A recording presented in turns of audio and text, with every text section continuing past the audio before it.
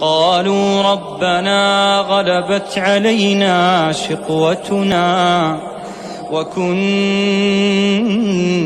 قوما ضالين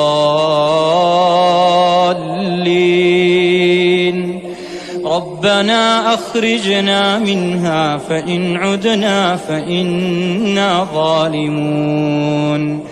قال اخسئوا فيها ولا تكلمون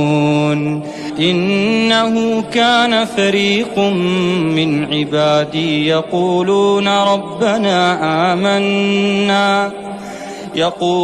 ربنا آمنا فاغفر لنا وارحمنا وأنت خير الراحمين فاتخذتموهم سخريا حتى أنسوكم ذكري وكنتم منهم تضحكون إني جزيتهم اليوم بما صبروا أنهم هم